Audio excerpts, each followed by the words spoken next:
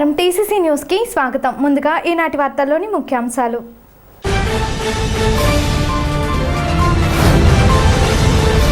Market యార్డులో Samarasata foundation ఆధ్వర్యంలో TTD నిర్వహణలో వేడుకగా జరిగిన శ్రీనివాస కళ్యాణ మహోత్సవం. మంత్రి ప్రతినిధిగా హాజరైన కొట్టు విశాల్.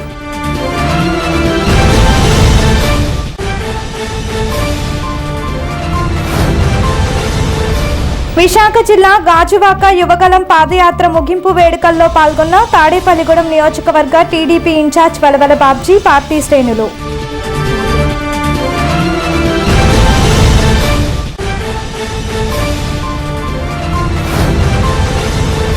ప్రధాని నరేంద్ర మోదీ పేద, బడుగు, బలహీన వర్గాల వారికి అందిస్తున్న సంక్షేమ పథకాలను క్షుణ్ణంగా వివరించిన నియోజకవర్గ బీజేపీ ఇన్ఛార్జ్ ఈతకోట తాతాజీ.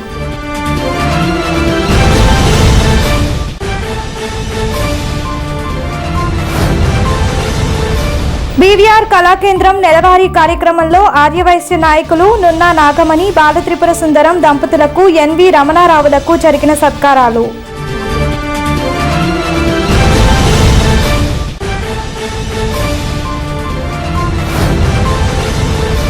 జగన్ రెడ్డి, చంద్రబాబు పాలనలో సంక్షేమ పథకాలు ఎవరి హయాంలో బాగా అందాయో బేరీజు వేసుకొని వచ్చే ఎన్నికలలో నిర్ణయం తీసుకోండి. వైసీపీ నేత కొట్టు విశాల్.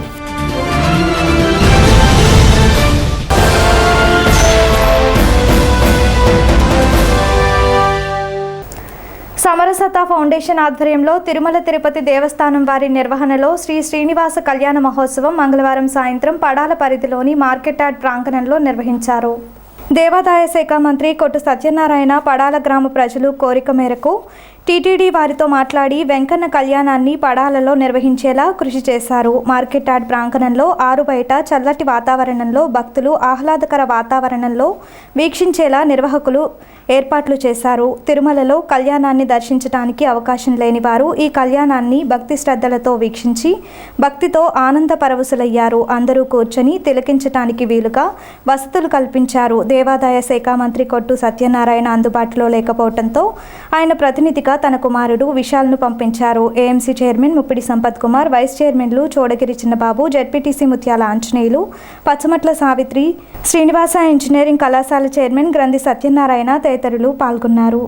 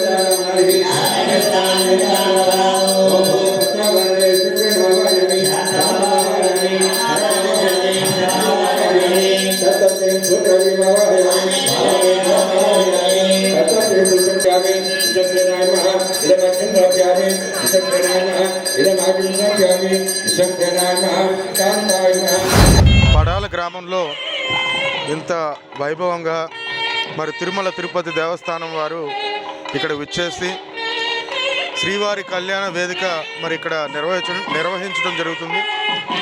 మన దేవాదాయ శాఖ మంత్రి వర్యులు అలాగే ఉప ముఖ్యమంత్రి వర్యులు శ్రీ కొట్టు సత్యనారాయణ గారు మరి వారి యొక్క ఇక్కడ పడాల గ్రామస్తులందరూ కలిసి మరి ఇలా కళ్యాణం జరుపుతాం సార్, ఇలాగా టీటీడీ తరపు నుంచి మీరు పర్మిషన్ ఇప్పించండి, ఎందుకంటే మన తాడేపల్లిగూడెంలో నాలుగు కాన్స్టిట్యున్సీల్లో పెడుతున్నారు. ఇది మన కాన్స్టిట్యున్సీలో కూడా పెడితే బాగుంటుంది తాడేపల్లిగూడెంలో అంటే వెంటనే తప్పకుండా అని చెప్పి పర్మిషన్ తీసుకుని అలాగే మన ప్రజలకు అందరికీ ఈ యొక్క అవకాశం కళ్యాణం చేయించుకునేలాగా అవకాశం ఇప్పించినందుకు కృతజ్ఞతలు తెలుపుతూ అలాగే ఈరోజు ఇంతమంది భక్తులు, వేలాది మంది భక్తులు ఇక్కడ ఉన్నారు. వారందరూ కూడా దేవుడి దీవెనలు ఉండాలి. ఎప్పుడు అందరూ చల్లగా ఉండాలి. మన తాడేపల్లిగూడెం ప్రజలందరూ బాగుండాలి. ఇందులో పార్టీలు, కులాలు, మతాలు ఏమీ లేకుండా అందరూ బాగుండాలని మనస్ఫూర్తిగా కోరుకుంటున్నా. మనందరికీ తెలుసు, ఇటీవల 2-3 రోజుల నుంచి కరోనా అని చెప్పి మళ్ళీ రకరకాల న్యూస్లన్నీ వస్తున్నాయి. వాస్తవానికి జ్వరాలు, లేకపోతే జలుబు, తలపోటు, అస్తవ్యస్తలు అవటం, ఎక్కువ మంది 20 ఏళ్ళ నుంచి తక్కువ వయసులో ఉన్నవారు మరి హార్ట్ అటాక్స్తో చనిపోవడం రకరకాలుగా చూస్తున్నాం. ఏదేమైనా కానీ దేవుడు చల్లగా చూడాలి, రక్షించాలి మనందరినీ. అటువంటి రోజులు మళ్ళీ తీసుకురాకూడదు అని చెప్పి దేవుడిని మనస్ఫూర్తిగా కోరుకుంటున్నా. ఇందులో పార్టీలు సంబంధం లేకుండా మనందరం కలిసి కట్టుకుని ఈ కరోనాని మనం ఎదుర్కోవాలి. కొన్ని జాగ్రత్తలు ధరించండి. మనందరం ఏదైతే 2 సంవత్సరాల క్రితం చేశామో అదే కొన్ని జాగ్రత్తలు మరి తీసుకుంటే మన పిల్లలు బాగుంటారని మీ అందరికీ తెలియజేస్తూ, మన తాడేపల్లిగూడెం ప్రజలు, పట్టణ ప్రజలు, రూరల్ మండలం, పెంటపాడు ప్రజలందరూ కూడా అప్రమత్తంగా ఉండి మనకు తగిన జాగ్రత్తలు తీసుకోవాలని కోరుకుంటూ సెలవు తీసుకుంటాం. విశాఖ జిల్లా గాజువాక యువగలం పాదయాత్ర ముగింపు ఘట్టంలో తాడేపల్లిగూడెం టీడీపీ నియోజకవర్గ ఇన్ఛార్జ్ వలవల బాబ్జీ పాల్గొన్నారు. వలవల బాబ్జీతో పాటు తెలుగుదేశం నాయకులు పోతుల అన్నవరం, ముత్యాల సత్యనారాయణ, గంధం సతీష్, ముప్పిడి రమేష్లు ఉన్నారు. గాజువాక శివాజీనగర్ వద్ద జరిగిన ఈ కార్యక్రమంలో వీరు పాల్గొన్నారు.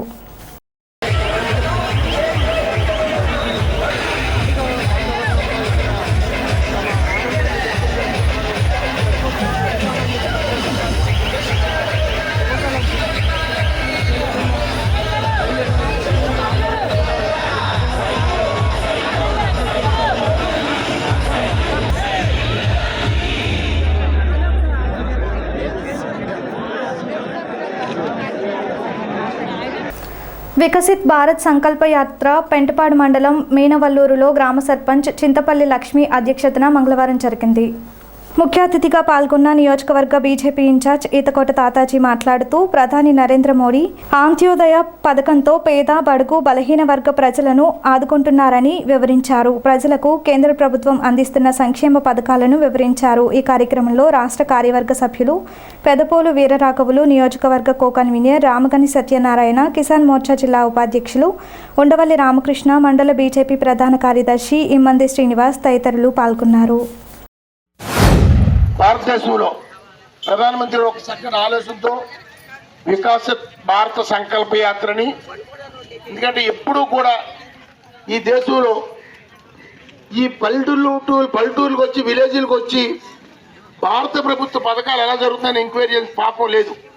మొట్టమొదటిసారి నరేంద్ర మోడీ గారి అయ్యంలో భారత ప్రభుత్వం ఈ దేశవ్యాప్తంగా ప్రతి పంచాయతీకి వెళ్ళి అక్కడ వారు ఇస్తున్న పథకాలు, ఎందుకంటే ఇప్పుడు దాకా మీకు కూడా తెలియదు ఇన్ని పథకాలు కేంద్ర ప్రభుత్వంలో భారత ప్రభుత్వం ఇస్తుందన్న సంగతి ప్రజలకు కూడా తెలియదు.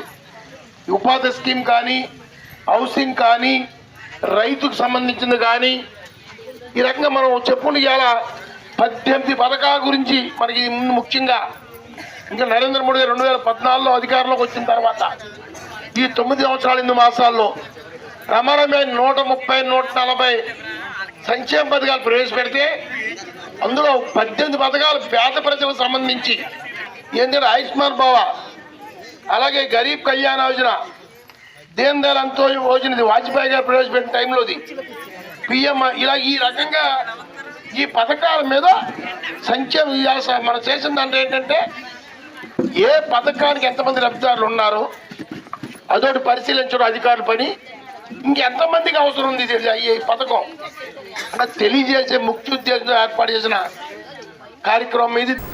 స్థానిక బీవీఆర్ కళాకేంద్రంలో ఆదివారం రాత్రి జరిగిన నెలవారీ కార్యక్రమాల్లో భాగంగా నున్నా నాగమణి, బాలత్రిపుర సుందరం దంపతులకు, ఎన్వి రమణారావుకు బీవీఆర్ కళాకేంద్రం కార్యనిర్వాహక అధ్యక్షుల చేతుల మీదుగా సత్కారం జరిగింది.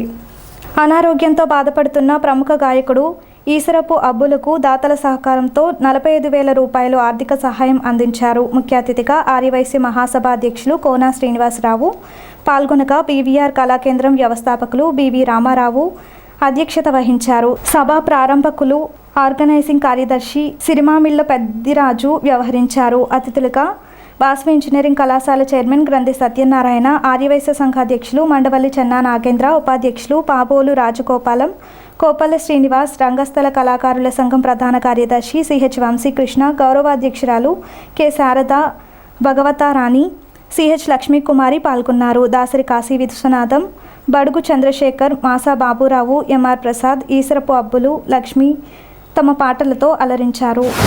కళాకారులకి ఆర్థిక చేయూతను అందించాలి అనే ఉద్దేశంతో సమాజంలో గౌరవనీయులైన సామాజిక సేవాపరాయణులైన సమాజానికి దిక్సూచిగా మార్గదర్శిగా దిశానిర్దేశం చేస్తూ ఆదర్శమూర్తులుగా ఉన్నటువంటి ఎందరో మహానుభావుల్ని ఈ వేదిక ద్వారా సత్కరించడం ద్వారా వారి బంధువులు, మిత్రులు, శ్రేయోభిలాషులు వారి యొక్క సహకారంతో ఈ కళాకారుడికి ఆర్థిక పరిపుష్టి చేకూర్చాలన్న సత్సంకల్పంతో తలపెట్టినటువంటి ఈ కార్యక్రమం నిర్విరామంగా నిరాటంకంగా దాతల యొక్క సహకారంతో మరి జరుగుతుంది.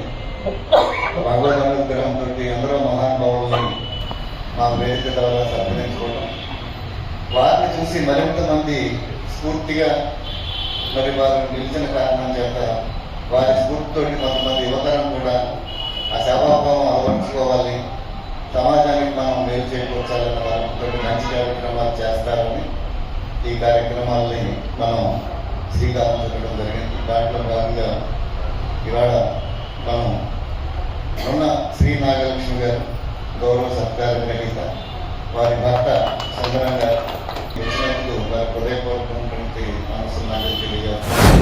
ఈ గత 32 సంవత్సరాలుగా ఈ పీవీఆర్ కళా కేంద్రాన్ని నిర్వహిస్తూ అనేక మంది ఆపదలో ఉన్న కళాకారులను ఆదుకుంటూ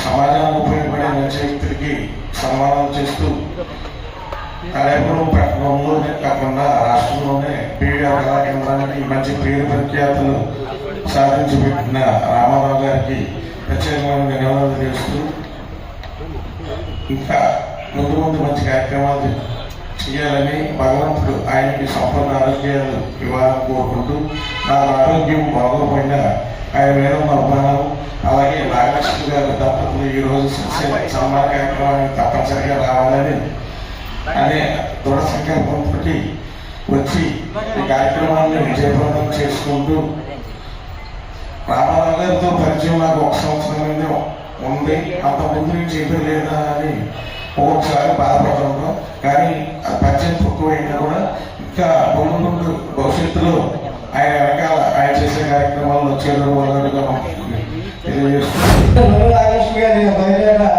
ఎక్కువ పెళ్లి చేసుకున్నాను. ఎందుకంటే 4 విషయాలు చెప్పాలంటే 3 విషయాలు మర్చిపోతారు, మళ్ళీ ఖాళీ చూసుకుంటారు కొంతమంది.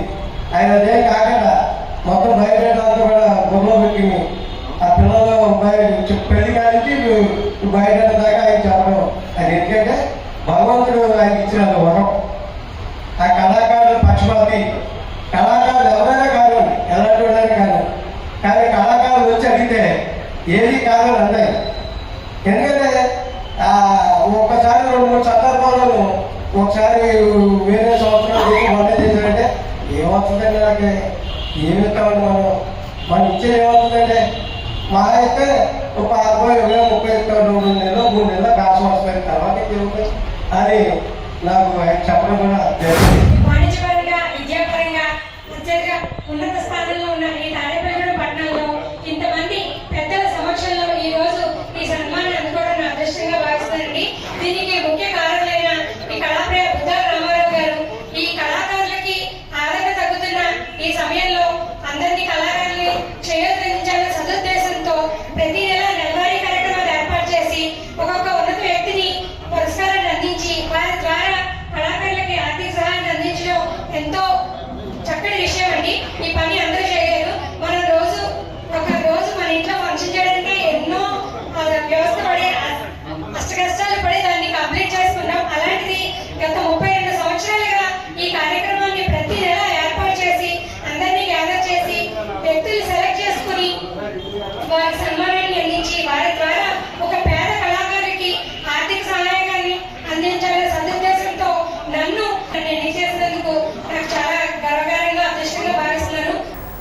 కులం, మతం, రాజకీయ పార్టీ అని చూడకుండా అర్హతున్న అన్ని కుటుంబాలకు సంక్షేమ పథకాలు అందిస్తున్న వైఎస్ జగన్మోహన్ రెడ్డి కావాలో పథకాలు ఇస్తానని ప్రచారం చేస్తూ ఎగ్గొట్టే చంద్రబాబు కావాలో ఇరువురి పాలనను చలిచూపిన ప్రజలు నిర్ణయించుకోవాలని వైసీపీ నేత కొట్టు విశాల్ కోరారు.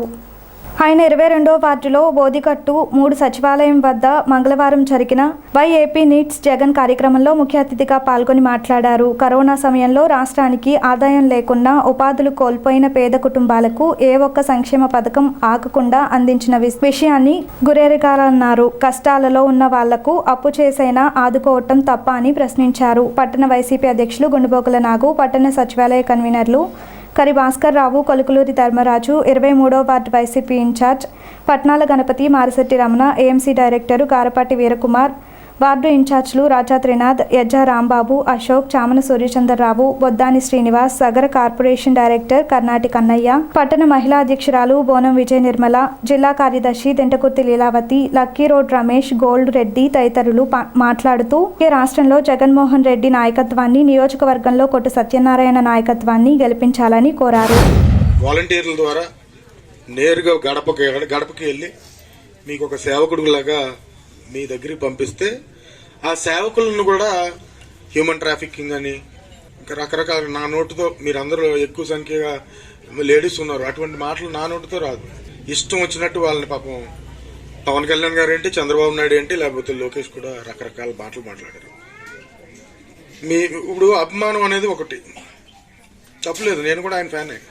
ప్రజలతో ఉన్నప్పుడు ప్రజాస్వామ్యంలో ఉన్నప్పుడు ప్రజల కోసం ఉండాలి. సొంత కోసం ఉన్నారు కానీ ప్రజల కోసం ఎప్పుడున్నారు? కరోనా సమయంలో ఎప్పుడైనా పవన్ కళ్యాణ్ గారన్నా చంద్రబాబు నాయుడు గారన్నా ఉన్నారా? ఇక్కడ మన ఆంధ్రప్రదేశ్లో ఉన్నారండి. వాళ్ళకి అంటే ఏంటి, వాళ్ళ సొంత టీడీపీ పార్టీ వారన్నా జనసేన పార్టీ వాళ్ళన్నా ఇక్కడ చావు బతుకుల్లో ఉంటే అక్కడ హైదరాబాద్ లో కూర్చున్నారు. 2 సంవత్సరాలు, సుమారు సంవత్సరంన్నర తర్వాత పవన్ కళ్యాణ్ గారికి ఆంధ్రలో అడుగుపెట్టాడు. సంవత్సరం వరకు చంద్రబాబు నాయుడు అనే వ్యక్తి హైదరాబాద్ నుంచి ఆంధ్రాకి రాల. సంక్షేమ పథకాలు పిల్లల నుండి గర్భిణీ స్త్రీల వరకు పెద్దవారందరికీ, వృద్ధులకి అందరికీ ఇన్ని సేవలు చేసి ఇచ్చిన హామీలన్నీ ఇస్తూ ఉంటే ఈ నాయకుడిని, అదే మీరు ఓటేసి నెగ్గించిన నాయకుడిని సైకో అని చెప్పి రకరకాల పేర్లు పెట్టి చంద్రబాబు నాయుడు, పవన్ కళ్యాణ్, లోకేష్ అంటున్నాడు. ఎవరు సైకో? మీకోసం మీ ప్రాణాలు నిలబెడతాని కోసం 1 రూపాయి కూడా ఖర్చు పెట్టకుండా ఉండే నాయకుడు జగన్మోహన్ రెడ్డి గారు. ఆయన సైకోవా? మీకోసం ఇచ్చిన హామీలన్నీ ఇవ్వటమే కాకుండా ఇవ్వని హామీలు కూడా మరి ఇచ్చి మీకు ఇటీవల కాలంలో 2-3 రోజుల క్రితం ఆరోగ్యశ్రీలో 40 లక్షల వరకు పెంచి ఆ ఒక సేవలన్నీ వినియోగించుకోవాలని చెప్పి ఆరోగ్యశ్రీలో పెట్టించారు. ఇటువంటి మంచి నాయకుడిని సైకో. మీకు సైకోవా? మన నాయకుడు సైకోవా? మీరు నమ్మిన బిడ్డ, మీరు నెగ్గించిన బిడ్డ, మీకు ఇచ్చిన అన్ని హామీలన్నీ ఇస్తూ మరి మీకోసం సేవలు చేసి ఎప్పటికప్పుడు ఒక సిస్టమ్ని తీసుకొచ్చి లంచదనం అనేది లేకుండా మీ అందరి కోసం నిలబడి నేరుగా మీ అకౌంట్లో పడేలాగా చేస్తుంటే ఈయన సైకో అంట. ఆయన యొక్క పాదయాత్రలో భాగంగా ఇక్కడ తాడేపల్లిగూడెం కూడా రావడం జరిగింది. తాడేపల్లిని కూడా మనం ఎంతో బ్రహ్మరథం బట్టి మన ఆ కార్యక్రమం ఎంతో విజయవంతంగా చేయడం జరిగింది. ఆయన తన పాదయాత్రలో ఏవైతే అమలు చేయాలి, ఏదైతే న్యాయం చేయాలి, బలహీన వర్గాలను ఏ రకంగా కాపాడాలనే ఉద్దేశంతో ఒక మేనిఫెస్టో రూపొందించుకుని ఆ మేనిఫెస్టో ఒక ఖురాన్గా, ఒక గ్రంథం, ఒక బైబిల్గా, ఒక భగవద్గీతగా భావించి 100కి 100 రూపాయలు పూర్తి చేసినటువంటి ఘనత మన వైఎస్ జగన్మోహన్ రెడ్డి గారిది. ముఖ్యంగా ఎన్నో సంక్షేమ పథకాలు ఉన్నాయన్నీ చర్చించాలంటే కూడా మన ఉన్న సమయం కూడా సరిపోయే పరిస్థితి కాదు. ముఖ్యంగా చెప్పాలంటే కూడా గత 6 నెలలుగా కూడా ఆయన ఒకటే చెప్తారు, మనం 4.5 సంవత్సరాలు అయింది మన ప్రభుత్వం వచ్చి. ఇవాళ ప్రజల్లోకి వెళ్ళాలి, మనకి ఇంకా మనం ఏమో లోటుపాట్లు ఉంటే మనం సరిదిద్దుకు వెళ్ళాలి, పూర్తి న్యాయం చేయాలనే ఉద్దేశంతో కూడా ఆయన ఎంతో ముందుకెళ్ళడం జరుగుతుంది. ఈ జనవరి 1 నుంచి కూడా ఫేజ్ 2 ఆరోగ్య సురక్ష ప్రోగ్రాం మళ్ళీ మొదలు పెడతాం జరిగింది. అంటే జనవరి 1 నుంచి ప్రతి వారానికి ఒక గ్రామం, అలాగే మనం పట్టణంలో ఒక వార్డు మెగా క్యాంపులు, ఆరోగ్య సురక్ష క్యాంపులు పెడతాం జరిగింది. డాక్టర్ వైఎస్ రాజశేఖర రెడ్డి తనయుడుగా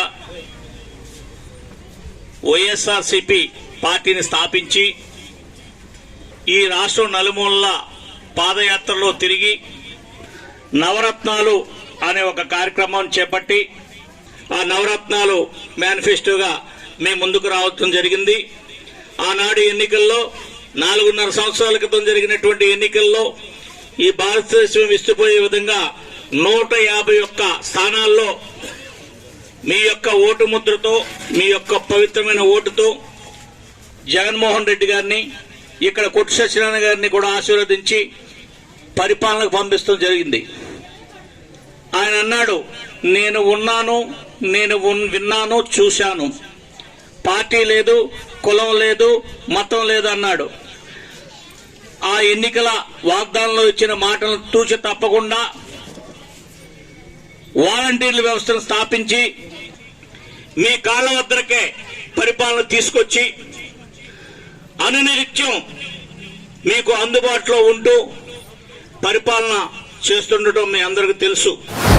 ఆయన్ని మీరు నమ్మకంతో ఎన్నుకున్న తర్వాత ఈ 4 సంవత్సరాలలో ఆయన ప్రజల కోసం ఏ విధంగా తప్పించారు, ఈ కరోనా కాలంలో కూడా ఏ విధంగా మనం రక్షించారు, అలాగే ప్రభుత్వ సంక్షేమ అభివృద్ధిని ఏ విధంగా పరిగెత్తించారు అనేటువంటి కార్యక్రమాలు మీ అందరికీ తెలుసు. కానీ ఎందుకు ఇది పదే పదే మనం చెప్పుకుంటున్నామంటే మంచిని ఎప్పుడు కూడా పదే పదే చెప్పుకోవాలి. ఎందుకంటే ఈ సమాజం అనేటువంటి సృష్టించబడిన తర్వాత మరి మంచి ఎక్కడ ఉంటుందో చెడ్డ కూడా అక్కడ బయలుదేరుతూ ఉంటుంది. ఆ చెడ్డ అనేటువంటిది ఏ రూపంగా వస్తుంది అనేటువంటిది మనకి తెలియదు. అదే భగవంతుడు సృష్టించినటువంటి సృష్టి రహస్యం. అంచేత మీరు అందరూ ఇక్కడ గమనించవలసినటువంటిది ఏంటంటే ఆ రోజు జగన్మోహన్ రెడ్డి గారు వస్తే అతనికి అవగాహన లేదు, చిన్న వయసు, ఈ రాష్ట్ర బడ్జెట్ సరిపోదు, ఈ అభివృద్ధి సంక్షేమం చేయాలంటే అని విమర్శించినటువంటి ఆ వ్యక్తులే మరి జగన్మోహన్ రెడ్డి గారు వాళ్ళ టైంలో ఉన్న బడ్జెట్టే, కానీ ముఖ్యమంత్రి మారితే ఈ సమాజానికి ఎంత సేవ చేయొచ్చు అనేటువంటిది చేసి చూపించాడు. కాబట్టి ఈ వేళల్లో ఏం మాట్లాడలేక మళ్ళీ మాయ మాటలతో వస్తూ ఉంటారు.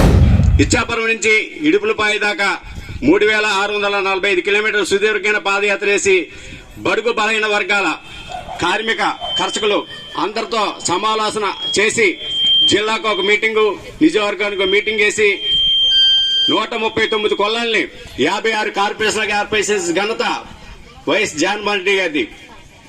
అలాగే ఎలక్షన్ మేనిఫెస్టోలో 25 లక్షల స్థలాలు ఇస్తానని నేటికి 30 లక్షల స్థలాలు ఇచ్చిన ఘనత కూడా జగన్మోహన్ రెడ్డి గారిదే. అంతేకాకుండా ఇల్లు లేని నిరుపేదలు గాని ఎవరైనా ఉంటే 90 డేస్ జీవో ఉంది, పెట్టుకుంటే 90 రోజుల్లోనే మనకి ఇళ్ల స్థలం ఇవ్వాలని జీవో కూడా మన సచివాలయంలో పొందుపరుస్తుంది. అలా గమనించండి. తదుపరి రజక, నాయ బ్రాహ్మణ, దర్జీలు అంటే టైలర్స్ అందరికీ ప్రతి సంవత్సరం కూడా 10,000 రూపాయలు ఇవ్వడం కానీ అటువంటి బహుత్తరమైన కార్యక్రమం